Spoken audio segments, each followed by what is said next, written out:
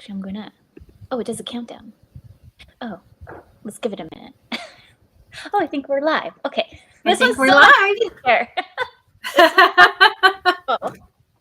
Okay, everyone. Yeah. It's yes. Okay, I love this program so much better. We'll just wait for a few minutes for anyone who would like to join. As everyone, I've made a quick little event for today, and we're talking about the CRA and mind shifts and all the things in between. Let me just mute that because that's going to get annoying. Quit. Oh, that might not let me. Okay, hopefully that works. Okay, let's dig into it. Jennifer, do you want to do a mini introduction on who you are? Yeah, absolutely. Thanks, Brittney. So I am Jennifer Hare, the owner and founder of Jennifer Hare CPA.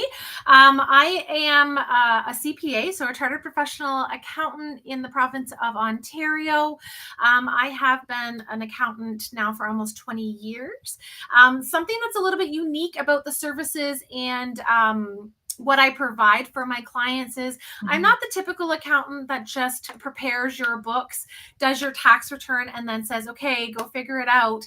I absolutely love having the opportunity to educate and empower my clients in all things finance. So I love the fact that I get to understand my clients' businesses, really help them to ensure that they're paying the appropriate amount of tax, never too much, never too little.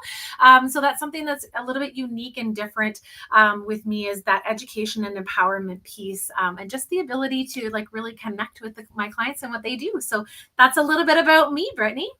I love that. And I think that's kind of why we resonated so much when you and I met randomly through a Facebook group. And I kind of pitched your idea, this idea of coming together and collaborating, because I really want to do that a lot more on LinkedIn specifically. I know this is streaming out to other areas, but I just love what you're doing, because I think I'm all about also educating our clients so much more than just on how to outsource. It's really looking underneath the business hood from many angles, from SOPs, systems to CRA. So who's Brittney Ashley? I am the owner founder of Creative Dynamic Virtual Services, and I offer many services from executive administration, project management, marketing, system setups, everything in between. I'm also a certified business coach, imposter syndrome coach, and I just finished working on trauma with money, and now I'm certified as a practitioner. And how does that all mold into creative dynamics? Because I feel like everyone's like, you do so much. I do a lot, but it's because I really want to feel as much educated as I can to help support businesses, as well as we do strategy and everything in between. And the one thing that I always felt was very common was some kind of trauma towards money, mindset, and everything in between with the business side of it. And so that's what Jennifer and I will kind of dig into a little bit today. So what are some of the common misconceptions about tax time? Jennifer, maybe we can share some. Yeah, for sure. So I think the one that I get a lot is it's got to be stressful. It's got to be hard. You have to be not prepared, and you've got to be doing it at the last minute. Honestly, I hear it from my fellow coworkers all the time, like other tax preparers and accountants in the industry. It seems like it really needs to be a stressful time of the year, and I'm here to break that myth. So I was so glad when Brittney brought this topic to me, because my mission in life right now is to break this myth. Tax season is not hard. It doesn't have to be hard. It doesn't have to be scary. And contrary to so many popular beliefs out there in businesses, you can actually know what you're going to owe before you owe it. So it's definitely an area that I hear from people all the time. And I'm just here to debunk that myth, because it does not need to be a hard, scary time of year at all. 100%. And I fall on that so much. And that's actually why I did kind of venture into the trauma of money, because I got curious, put my curious hat on, then coming from a place of judgment, when I found so many clients not wanting to really deal with the CRA or wanting to do their taxes, GST, everything in between.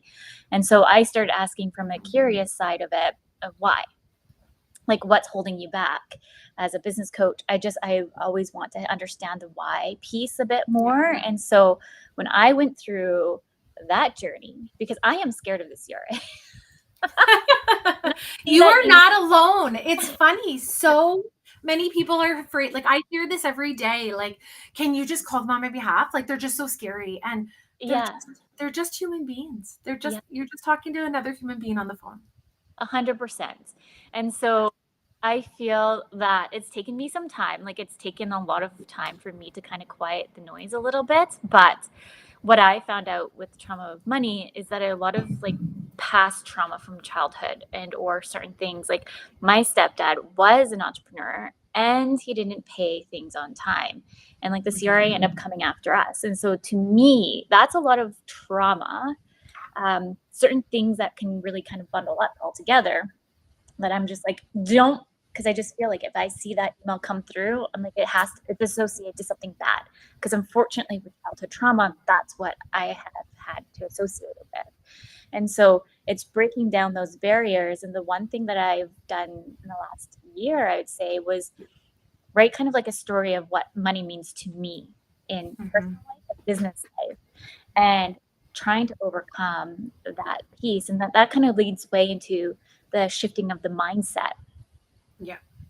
Yeah. So, Brittney, I'm glad that you said that because, you know, many business owners that I talk to don't necessarily have these negative childhood things like you've had, but they're hearing the horror stories, right? Like, we are not publishing in our news the success story that somebody, you know, paid their taxes on time, had no problems with the CRA, and everything was fine. We just don't talk about those stories at all. And we really need to, because I think it's the trauma piece that you were talking about is the part that we hear all the time, right? We hear about the horror stories of the CRA coming in and doing an audit. We hear about the horror stories of finding out on April 29th that you owe, you know, an exorbitant amount of money that you don't have. But we don't hear about the clients that are in a different situation, in the fact of they're prepared. They've been prepared all year. And when I've had the opportunity to share that you owe $10,000, they're like, oh, that's great. I have $15,000 saved. And that may sound like a, you know, pie in the sky type story, but I'm here to tell you that I hear this all the time because I work with my clients to make sure that we're prepared. So it's really that mindset shift that it is possible to be prepared. I can tell you it's 100% possible to be prepared. It's possible to have that money saved. It is possible to live in a world where taxes are not a scary time. It's just another reporting that we have to do. And I think that's something that we need to start, you know, really leaning into. From a mind shift perspective, aside from kind of debunking some of those myths, I also think it's really great to look at tax season as a time to have a bit of a financial checkup, right? The 12 months goes by really, really fast. And this is a time of year where we're organizing, we're gathering, whether you're a business owner, even, you know, just an employee, not just, but an employee.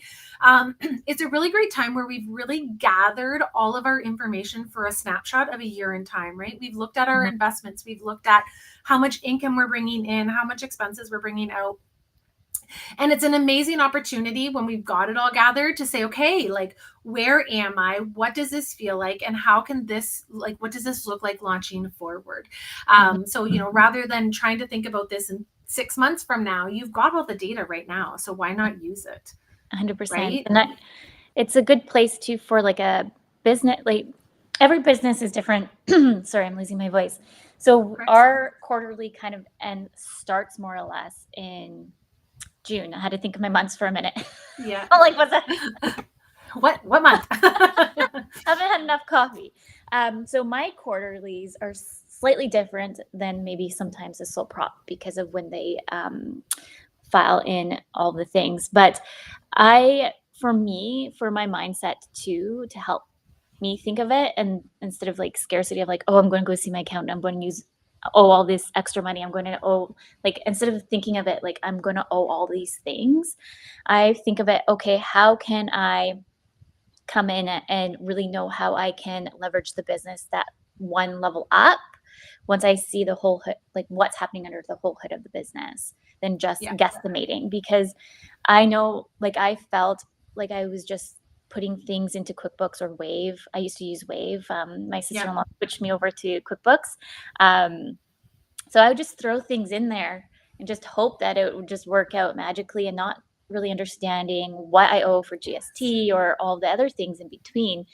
But if you really take the time to understand your finances and understand kind of how your business can show up within the finance piece, you can see too where you're maybe overspending. So subscription seems to be like the number one thing that a lot of people end up doing is adding. So I actually just stopped subscribing to some networking things because I noticed that looking at how many leads am I getting from there? Not very much, but I do make more leads over here. So looking at your return on investment and all the things in between is so important. Yeah, absolutely. And I think that's the biggest thing, right? When we start to become prepared and we're looking at this, on a regular basis, monthly, quarterly, whatever it is for you and your business. But I think it's really important to not just be like, I've got all the numbers in. It's starting to understand what the numbers mean, right? Yeah. And that's the thing that I hear a lot of, right? Is not understanding what they mean. And I know that like Adriana just even kind of put in a comment here about that she just found out that there's a term, notionally assessed, and what it means from the CRA. And I hear this also all the time. I wish it's education we had received in high school. Yes. And while I agree with this, right? I mean, I often hear, I learned physics, but I didn't learn how to do my tax return. And the reality is that world changes, right? Like I've been in the accounting world now for 20 years, and I can tell you that what we did 20 years ago is not exactly the same as it is now, right? The tax law is constantly changing. And unfortunately, like even just last year, the government changed a little bit of the notice of assessments, right? So it's something that I think we just need to, again, I love the word that you used of curiosity, right? We just need to get in and be curious about it, right?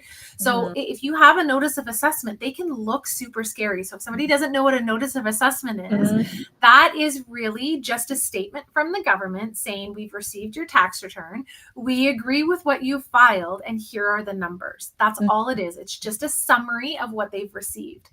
And again, I think it's just bringing it down into those pieces, right? The accounting world, I don't think has done an amazing job over the last several years of making sure that this information was easily accessible and easily digestible. And that unfortunately comes from, I don't know if it comes from the CRA or if the CRA took it from the accounting world, but the reality is there are lots of great financially, minded people, accountants, financial planners that are all doing, the ability to teach you what's there. I think we have to make sure that we're breaking it down to the point where we don't feel silly asking these questions, right? It's important. We need to understand that, right? And while, like I said, kind of circling back, I would have loved to have learned this information in high school. I would hazard that many of us wouldn't have retained that information from high school until now when it actually is relevant to us anyway, right? Because that's the reality, right? Like some of us, I know for myself personally, I went from the corporate world, so I was an employee, to now the entrepreneurial world, and it is different, right? I have the privilege of, having that financial experience behind me, but so many people don't. And I think it's really important to seek out those financial coaches, the accountants that are willing to educate. And that was the other piece that I had from a mindset perspective at this time of year, is it's an amazing opportunity to gather information because we're all talking about it. So let's get the education, right? It's top of mind. So don't hesitate to ask these silly questions of what does notionally assessed mean? What is a notice of assessment? I have no idea, right? And there are lots of people out there with lack of judgment that are going to give you, great answers in these areas. 100%. It comes back to that saying, no question. Was it no question silly? Or along those lines. There's no silly questions or whatever. No for sure. So exactly. I think maybe it stems to, it depends on like your childhood trauma. So if you listen to my radio show, Breaking Norms, Building Dreams, I talk about, I have dyslexia. So I struggle with math. I struggle with reading and all the things in between, and speech. And so for me, growing up, asking any kind of question I felt like was silly. And so, however, like kind of leaning on to what you're saying there, you can find the right people who want to support you. So if you're feeling like the question's silly and that person's not actually fully wholeheartedly guiding you through the experience and letting take explain things over here and there, that person might just not be for you. And there's so many different accountants, so many financial people out there that will take the time to educate and take the time to guide you through things. And like I loved accounting back in the day, which is, it's funny if my sister-in-law's listening, really. Because I actually did, in high school, it was accounting that was offered as an elective. And I took all my accounting electives because I thought I wanted to be an accountant. I was like, yes, this is great. And I even got voted like top person in class and got to go into the accounting firm. And then I went there. I'm like, this is boring. I'm just seeing if there was another question Adriana just put in. Yeah. You know what? I 100% the concepts, you're right. And the overall arching concepts are very, or can be very simple, right? Like I can just kind of refer to even an HST return, right? It gets so confusing for people, but I can just very quickly tell you that an HST return is simply reporting the HST you've collected during the year minus the HST you've paid for the year, or GST, depending on what province you're in. So again, same idea. It's just the amount you collected minus the amount you paid. The difference is what you either get as a refund from the HST, GST people, or what you owe back. It's, again, and you're right, Adriana, these simple concepts can be taught to anybody. And I truly, truly believe that, whether you wanted to be an accountant or you still could become an accountant, Brittney, it's not too late. But if you do want to be in that world, that's great. But if you don't want to be in that world, then that's great too. But you need to find, like Brittney was saying, right, somebody that you can trust and you can understand, and that is willing to give you the time to make sure you understand it. Because at the end of the day, it is your finances, right? And it's your money. 100%. And like, you'll find people like me that are very curious and understanding what is the mindset, like why is, and I feel like I've been seeing that trend a little bit more as the years have been going on, like trauma with money. Like, what is holding you back to get you to the next step? And so there's a lot of things that we might not even understand that's coming up for you. So I'll just use me as an example. Like, there's so many bigger things than just the childhood trauma, but there's other things that kind of stuck in my way as well. So I just feel like looking and understanding kind of what is the anxiety behind it and why it's really triggering you, if it is triggering you, and how we can switch that shift as a whole. I personally loved going through and writing out more notes on like what I thought about money, like writing a note of money and kind of navigating through that to me helped me shift my perspective on it. And so maybe instead of maybe do two parts of it, writing a note to money, but then also writing a note to the CRA, but like no one's going to read it, but like what are those things coming up for you? I think that's great. And I think we often, so again, I think this comment is 100% true. When you find the right financial person, you'll discover that we all love to educate and want to understand. And, and I agree with that, right? There are so many amazing financial people. And again, it's finding that right connection, right? Somebody that you feel safe to ask that question to, right? Because oftentimes you're exactly right. Like oftentimes accountants want to share it. They just don't want to overshare, right? So I'm just an oversharer by nature. So if you're working with me, you're getting all of it. But I love, but again, it's the oversharing. Being confident, right? I love the sure. I'm an oversharer. Like I talk to my accountant all the time, being like, "Well, what program do you like and why?" And like he laughs at me because he's like, "You're virtual services, and you're like my one person that always loved to come into the office." Like, because I'm here to ask you more questions. Exactly. So as I just wanted to kind of go back to that mindset because I think it's just so important. I think we often get so caught up in numbers, right? That finances are all numbers, right? So you can go out there from a business or a personal standpoint, and you can find all the spreadsheets that'll do all the things, and from that perspective. But I think the part that's missing is that we don't understand why we can't stick to it And it's because of our mindset, right? So I love the idea of writing down your thoughts and your feelings. When I work with my clients, I never just stop at the money. I actually often don't even start with the money part. I often will talk about what are your goals? What are your dreams? What are your hopes? Not financially. So it's not, to have $1 million or whatever. It's what do you want to do with this money? Why are you going after this? And I really think that why can be that mindset shift, right? It's really digging in and understanding why. Why are you afraid of the CRA? What has happened? And then ask yourself if it's true, right? So I think that's the other key piece of it is, why do you feel something and is it true? And when you can start to navigate through those things, I think, like you were saying, that's where you can start breaking down some of these things that are incorrect, right? Because I think it's key. Exactly. Like I personally always thought like, oh my goodness, the CRA is actually going to come and take away my vehicle, because that's actually really what happened. But now understanding it from being older and educating myself more, it's like, oh, it's because all these other things didn't happen behind the scenes that I didn't even understand. Correct. But those trauma kind of like glued into me as I was growing up, just thinking like, oh my goodness, the CRA is bad. So if I see anything that comes from them, I'm like, don't touch it. Well, the opposite thing you should be doing. Yeah, exactly. Right. And it's, and like you said, it was digging into why, because the CRA just doesn't come and take your vehicle. They don't just freeze accounts. Right. Because that's the other thing I've heard. They're going to freeze your bank accounts. They don't just do that without some prompting of some description. They're not the big bad wolf that's going to come and huff and puff. They're going to, you're going to have some lead up long before finding out that they're freezing bank accounts. 100%. Do you have any kind of tips on building strong relationships with the CRA, or how businesses can feel a little bit more confident? I know we talked about mindset, but do you have anything else that anyone who's listening, because we have a few listeners today? Yeah, for sure. So I think the one thing that I would really suggest is there is now electronic, especially for businesses. You must be electronic because they're no longer sending out paper forms of things.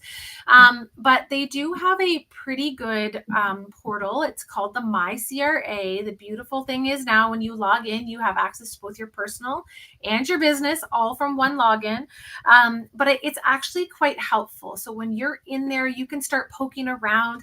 I often tell people, click on things, open up notices, open up information and read it. I think that builds our relationship. It's really hard to build a relationship with an entity like the CRA, because it's not like every time you call, you're going to get one person, because you're going to get a different person probably every time. But that's one of my biggest pieces of advice, right? Is to make sure that you are checking in with your account, right? Like I can tell you, for example, I went in just the other day on my own personal account and I had received a notice that I didn't know anything about. And there was something that I needed to deal with.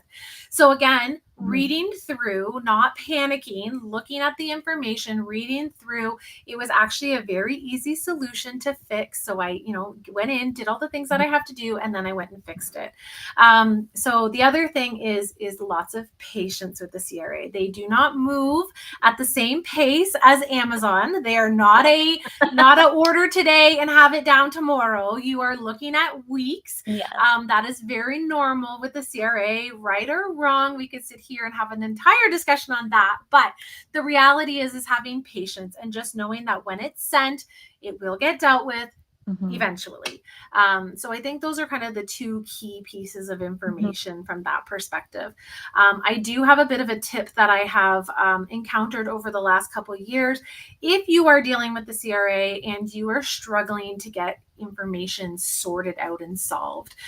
So, maybe you've been reassessed, you've sent in information, it's not being dealt with back and forth. Going and speaking with your MP can make a massive difference. I actually had this with a client a couple of years ago. We were going back and forth with the CRA, sending documents, electronically and all of the things. And we ended up just going into our local MP's office, and our MP was able to get this sorted out for us very, very quickly. So that's not first stop, because you're probably not going to get, the MP is probably not going to be on board without a list of things. But doing that is something I like to point out, because it's not something that everybody knows, that they can actually just go into your MP's office, you know, with the list of, I've contacted 5 times, we've been having this struggle. So it's another resource, and they're elected officials that we pay. So we should use them for something like that. I love that tip. I'm going to keep that in mind myself too. Yeah, for sure. For sure. It's a great one. We're almost at time. I know us Canadian businesses are going through some things today. And so I just want to let everyone know that during COVID, I actually created a Facebook group called Canadian Community for Small Business Owners, businesses. And it was started 5 years ago, which is bananas. And I grew it from 0 to over 1,000 businesses within 2 months. And so it kind of, I stagnated it because I got pregnant and life happened. But I talked with Adriana, who's actually in the chat here and probably watching, to kind of bring it back to life, because I think we're going to be going through some interesting times. So any businesses listening out there, please come join. The Facebook group is just scrolling right now. And it's really a community to help Canadian business owners thrive during these difficult times. Jennifer, do you have any last minute kind of thoughts that you want to share with anyone?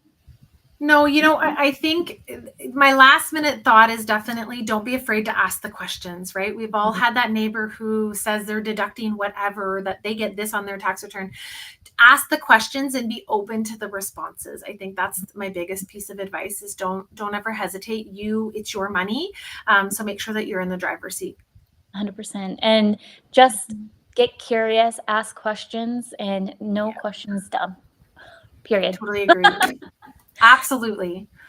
Absolutely. Well, thank you so much, Jennifer. We should definitely do this again, and we can, if anyone's listening, send me a message about additional questions you think would be beneficial. I'm also streaming this over to the Canadian Small Business events too. So if anyone's over there, just send me a direct message. But thank you for coming on, everyone.